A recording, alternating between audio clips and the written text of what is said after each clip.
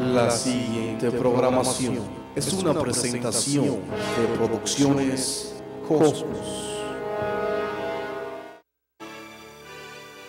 Cosmos Internacional es un programa dedicado a nuestra comunidad hispana, con temas del acontecer diario de nuestra vida, las problemáticas que existen en nuestra tierra, nuestra comunidad, nuestros hijos y especialmente nuestro futuro en tierra lejana de la nuestra.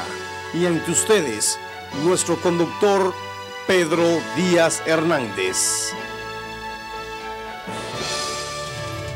Gracias por permitirnos penetrar en sus hogares a través de su programa Cosmos, un programa con objetividad y creado para la comunidad. Les prometo que como todos los demás, será un programa completamente variado. Hoy con nosotros en la entrevista tenemos al escritor uruguayo Dani Crosby Báez, con quien hablaremos sobre el tema Sonetos para Camelia. Regresamos después de estos mensajes.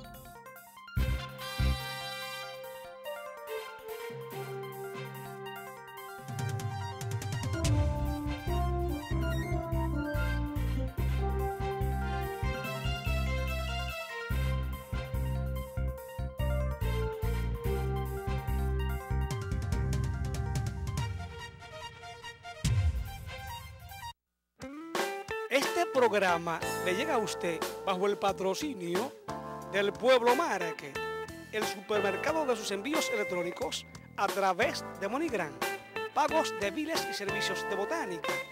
Aceptamos el programa WIC del Pueblo Market.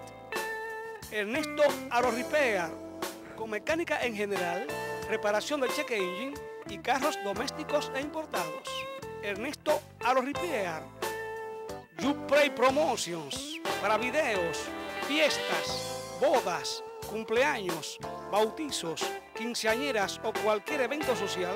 Comuníquese al número que aparece en pantalla. YouPray Promotions, en el mundo del entretenimiento. Usted está viendo Cosmos Internacional.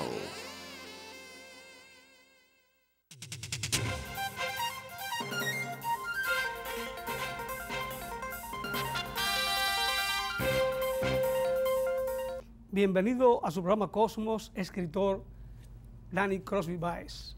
Hola Pedro, muy buenas tardes y gracias por invitarme a tu programa y espero que podamos compartir un lindo rato, un momento de literatura, de la vida general, para hablar de todo un poco. Para mí es un placer tenerte con nosotros aquí en nuestro programa y por tu participación recibo un saludo especial de mi parte y un saludo muy cordial de parte de nuestro director Pedro Díaz Jr. Muchas gracias. Dani, la poesía te puede enseñar a descubrir lo bello que hay dentro de ti, o lo oculto, como tú lo mismo describes, claro, en uno de tus libros. Claro que sí, Pedro. Ahora bien, es digno aceptar que existen dos vertientes dentro de la vida de cualquier escritor. Primero, los pasos que la vida durante esos años de existencia te da. Y en segundo lugar, los quehaceres de la vida literaria. ¿Qué nos puede decir sobre esos años de existencia, Crosby? Mis años de existencia fueron un poquito movidos. Yo nací en Montevideo, Uruguay, en el año 1972. Me crié, viví toda mi vida en un pueblito llamado Pueblo Capitán Juan Antonio Artigas, del departamento de Canelones, a 30 kilómetros de la capital. Hice toda mi vida ahí. Cuando niño, digamos que me gustaba escribir guiones de películas de cowboys. ¿Oh, sí? Así empecé. Después como que dejé un poco la escritura, no sabía bien qué era lo que me gustaba. A los 17 años comencé a escribir canciones de rock and roll. Me gustaba mucho rock and roll y me sigue gustando todavía rock and roll. ¿Sí? Tenía una banda de rock and roll. Pero digamos a la vida mía en general, una vida muy movida porque he viajado mucho desde la juventud. A los 15 años, digamos que no estaba muy de acuerdo en la forma que mis padres me querían enseñar y me escapé de mi casa. Sí, me escapé de mi casa y me fui hasta Argentina, donde estuve viviendo un tiempo, después regresé a Uruguay. A los 18 me fui caminando, atravesando 5 países hasta Ecuador, donde viví un año, y después volví a regresar. Pero ahora estoy arrepentido a veces de esos viajes, pero todos esos viajes me han... ¿Pero por qué? Por los dolores de cabeza que le causé a mis padres. Pero todos esos viajes me enseñaron mucho para escribir lo que escribo hoy. Porque una parte de mi novela está basada en esos viajes que hice hasta Ecuador, por ejemplo. ¿Hasta Ecuador? Sí, hasta Ecuador. La fortuna que tuve que a los 14 años yo conocí digamos, al esposo de mi prima, y esa persona fue el que me enseñó lo más importante que se le puede enseñar a un hombre. Me enseñó a pensar. Con él yo aprendí lo que era la literatura, la historia, la política, quién era Pablo Neruda, quién era Frida Kahlo, quién era Edith Piaf, quién era Juan Bosch. Aprendí de todo con él. O sea, esa es tu vida literaria. Gracias a él, sí. Gracias a él, sí. Entonces, ¿cómo tú te insertas en el mundo yo diría, del estudio? Yo no tengo muchos estudios, pero yo estudié solamente, fui a la escuela hasta los 15 años solamente. ¿O la primaria nada más? Hasta la primaria y 3 años. En Uruguay es 6 años de primaria y después son secundaria otros 6 años. Fui solamente hasta noveno grado, hasta 3 años de secundaria, hasta los 15 años. Entonces, Crosby, es sorprendente porque tú escribes maravillosamente bien. Y hasta ahí yo no leía. Los primeros libros que yo comencé a leer, gracias a mi hermano, que él traía a mi casa libros de Emilio Salgari, como Sandokan y los Tigres de la Malasia. Sí.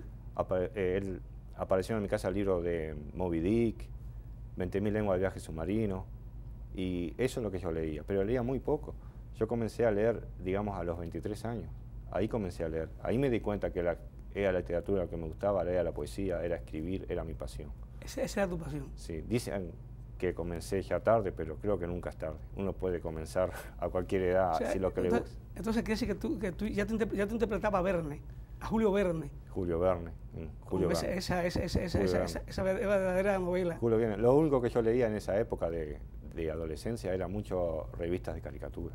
Era lo único que Mil leguas de viaje submarino, o sea, sí. de Julio Verne. Julio Verne. Dime una cosa, Crosby.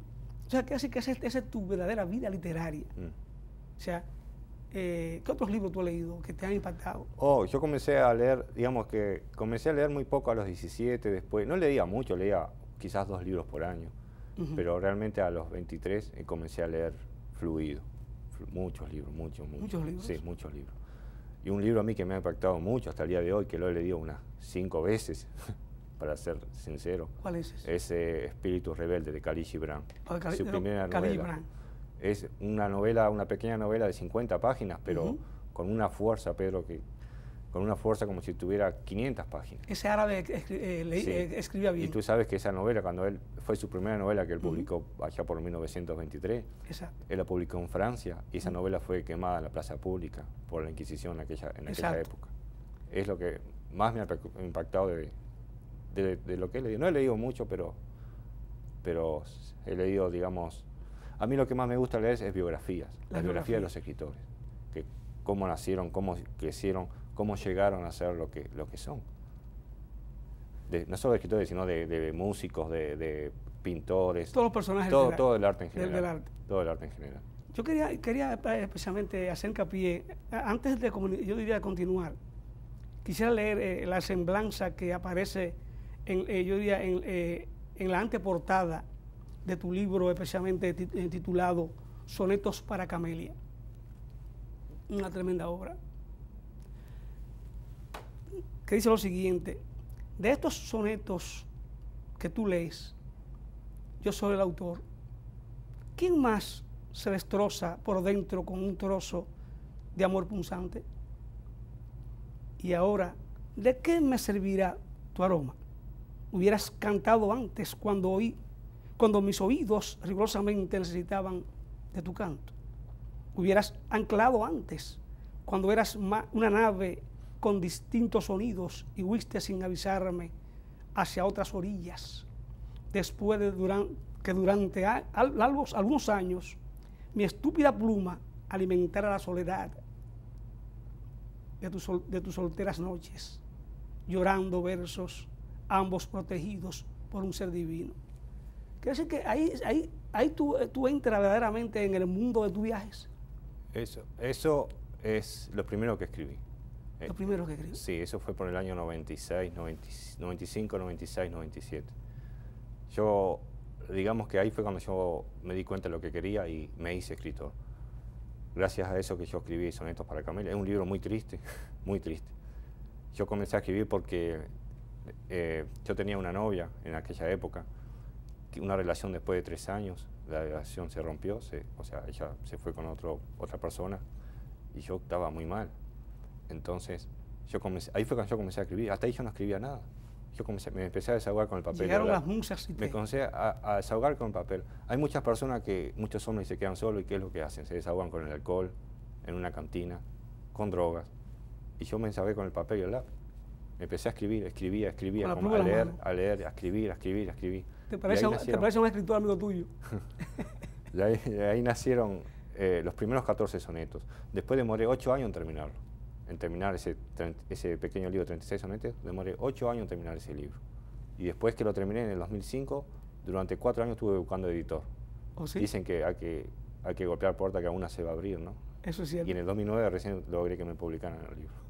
Vuelvo contigo después del mensaje. Recuerde, vea todos los jueves de 11 a 12 y los viernes de 8 a 9 de la noche el programa número 1 de la televisión local, YouPlay Promotions, en el mundo del entretenimiento.